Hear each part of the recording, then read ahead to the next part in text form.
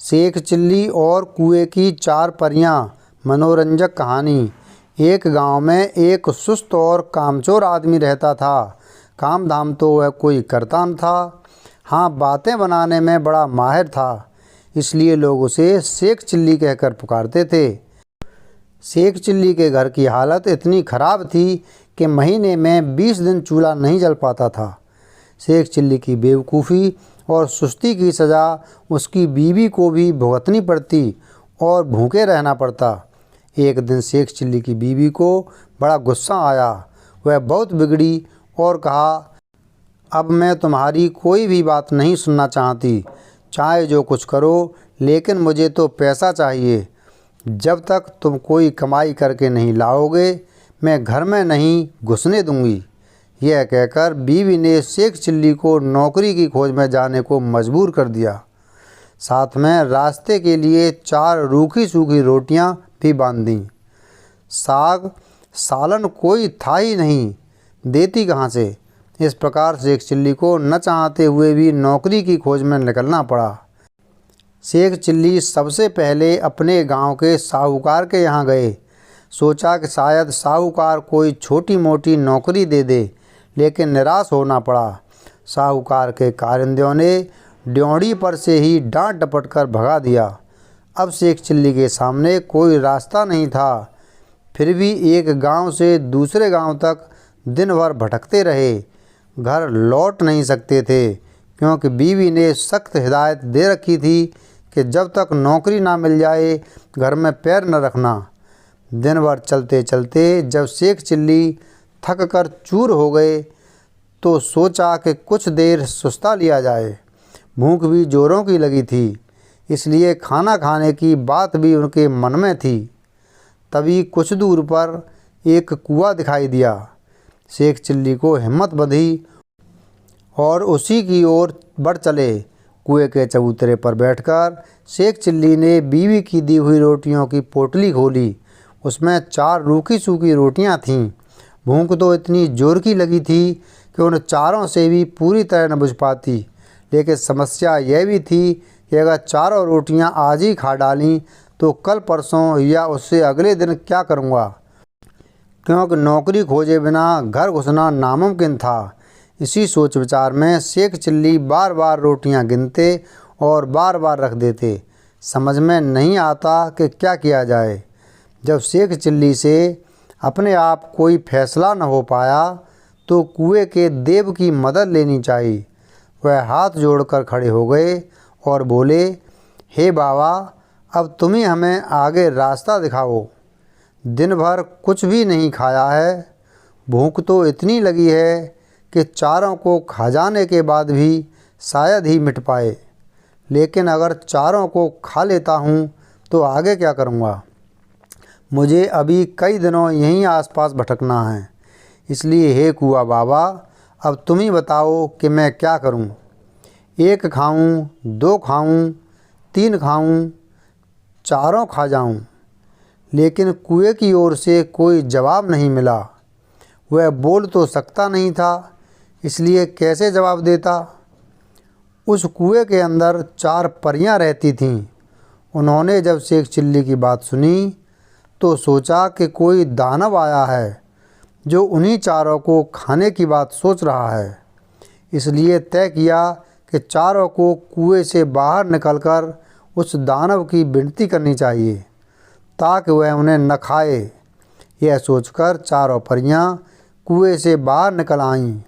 हाथ जोड़कर वे शेख चिल्ली से बोलीं, हे दानवराज, आप तो बड़े बलशाली हैं। आप व्यर्थ ही हम चारों को खाने की बात सोच रहे हैं। अगर आप हमें छोड़ दें तो हम कुछ ऐसी चीज़ें आपको दे सकती हैं जो आपके बड़े काम आएंगी। परियों को देखकर वह उनकी बातें सुनकर शेख चिल्ली हक्के बक्के रह गए। समझ में न आया कि क्या जवाब दें। लेकिन परियों ने इस चुप्पी का यह मतलब निकाला कि उनकी बात मान ली गई। इसलिए उन्होंने एक कठपुतला व एक कटोरा शेख चिल्ली को देते हुए कहा, हे दानवराज, आपने हमारी बात मान ली, इसलिए हम सब आपका बहुत बहुत उपकार मानती हैं। साथ ही अपनी यह दो तुच्छ भेंटें आपको दे रही हैं। यह कठपुतला हर समय आपकी नौकरी बजाएगा, आप जो कुछ कहेंगे करेगा, और यह कटोरा वह हर एक खाने की चीज़ आपके सामने पेश करेगा जो आप इससे मांगेंगे। इसके बाद परियां फिर कुएं के अंदर चली गईं। इस सबसे शेख चिल्ली की खुशी की सीमा न रही। उसने सोचा कि अब घर लौट चलना चाहिए, क्योंकि बीवी जब इन दोनों चीज़ों के करतब देखेगी तो फूली न समाएगी। लेकिन सूरज डूब चुका था और रात घिर आई थी, इसलिए शेख चिल्ली पास के एक गांव में चले गए और एक आदमी से रात भर के लिए अपने यहाँ ठहरा लेने को कहा। यह भी वादा किया कि इसके बदले में वह घर के सारे लोगों को अच्छे अच्छे पकवान व मिठाइयाँ खिलाएंगे। वह आदमी तैयार हो गया और शेख चिल्ली को अपनी बैठक में ठहरा लिया। शेख चिल्ली ने भी अपने कटोरे को निकाला और उसने अपने करतब दिखाने को कहा। बात की बात में खाने की अच्छी अच्छी चीज़ों के ढेर लग गए। जब सारे लोग खा पी चुके तो उस आदमी की घरवाली जूठे बर्तनों को लेकर नाली की ओर बढ़ी। यह देखकर शेख चिल्ली ने उसे रोक दिया और कहा कि मेरा कठपुतला बर्तन साफ कर देगा। शेख चिल्ली के कहने भर की देर थी कि कठपुतले ने सारे के सारे बर्तन पल भर में निपटा डाले। शेख चिल्ली के कठपुतले और कटोरे के यह अजीबोगरीब करतब देखकर गांव के उस आदमी और उसकी बीवी के मन में लालच आ गया। शेख चिल्ली जब सो गए तो वह दोनों चुपके से उठे और शेख चिल्ली के कटोरे व कठपुतले को चुराकर उनकी जगह एक नकली कठपुतला और नकली ही कटोरा रख दिया। शेख चिल्ली को यह बात पता न चली। सवेरे उठकर उन्होंने हाथ मुँह धोया और दोनों नकली चीज़ें लेकर घर की ओर चल दिए। घर पहुंचकर उन्होंने बड़ी डींगें हाँकीं और बीवी से कहा, भगवान अब तुझे कभी किसी बात के लिए झींकना नहीं पड़ेगा। न घर में खाने को किसी चीज़ की कमी रहेगी और न ही कोई काम हमें तुम्हें करना पड़ेगा। तुम जो चीज़ खाना चाहोगी मेरा यह कटोरा तुम्हें खिलाएगा और जो काम करवाना चाहोगी मेरा यह कठपुतला कर डालेगा। लेकिन शेख चिल्ली की बीवी को इन बातों पर विश्वास न हुआ। उसने कहा, तुम तो ऐसी डींगें रोज़ ही मारा करते हो, कुछ करके दिखाओ तो जानूं। हाँ क्यों नहीं, शेख चिल्ली ने तपाक से जवाब दिया और कटोरा व कठपुतले में अपने अपने करतब दिखाने को कहा। लेकिन वह दोनों चीज़ें तो नकली थीं, अतः शेख चिल्ली की बात झूठी निकली। नतीजा यह हुआ कि उनकी बीवी पहले से ज़्यादा नाराज़ हो उठी। कहा, तुम मुझे इस तरह धोखा देने की कोशिश करते हो। जब से तुम घर से गए हो घर में चूल्हा नहीं जला है। कहीं जाकर मन लगाकर काम करो तो कुछ तनख्वाह मिले और हम दोनों को 2 जून खाना नसीब हो। इन जादुई चीज़ों से कुछ नहीं होने का। बेबस शेख चिल्ली खिसियाए हुए से फिर चल दिए। वह फिर उसी कुएं के चबूतरे पर जाकर बैठ गए। समझ में नहीं आ रहा था कि अब क्या किया जाए। जब सोचते सोचते वह हार गए और कुछ भी समझ में ना आया तो उनकी आंखें छलछला आईं और रोने लगे। यह देखकर कुएं की चारों परियां फिर बाहर आईं और शेख चिल्ली से उनके रोने का कारण पूछा। शेख चिल्ली ने सारी आप बीती कह सुनाई। परियों को हंसी आ गई। वे बोलीं, हमने तो तुमको कोई भयानक दानव समझा था और इसलिए खुश करने के लिए वे चीज़ें दी थीं, लेकिन तुम तो बड़े ही भोले भाले और सीधे आदमी निकले। खैर घबराने की ज़रूरत नहीं, हम तुम्हारी मदद करेंगी। तुम्हारा कठपुतला और कटोरा उन्हीं लोगों ने चुराया है जिनके यहाँ रात को तुम रुके थे। इस बार तुम्हें एक रस्सी व डंडा दे रही हैं। इनकी मदद से तुम उन दोनों को बांध व मार कर अपनी दोनों चीज़ें वापस पा सकते हो। इसके बाद परियां फिर कुएं में चली गईं। जादुई रस्सी डंडा लेकर शेख चिल्ली फिर उसी आदमी के यहाँ पहुँचे और कहा, इस बार मैं तुम्हें कुछ और नए करतब दिखाऊंगा। वह आदमी भी लालच का मारा था।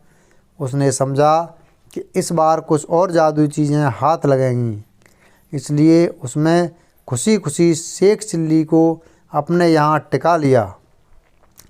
लेकिन इस बार उल्टा ही हुआ।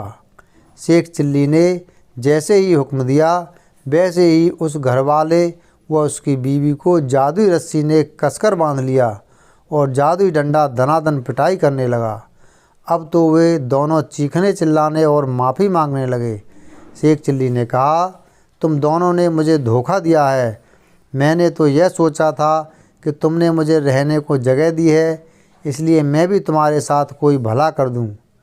लेकिन तुमने मेरे साथ उल्टा बर्ताव किया, मेरे कठपुतले और कटोरे को ही चुरा लिया।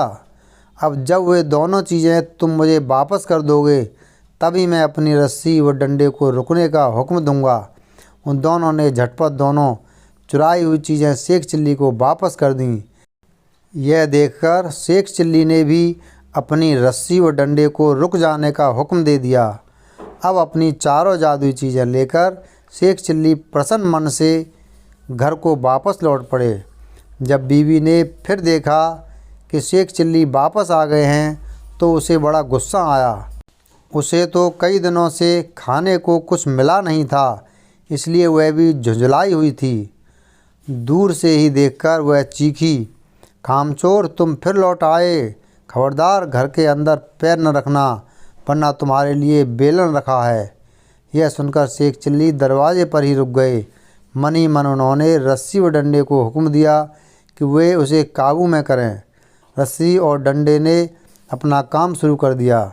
रस्सी ने कसकर बांध लिया और डंडे ने पिटाई शुरू कर दी।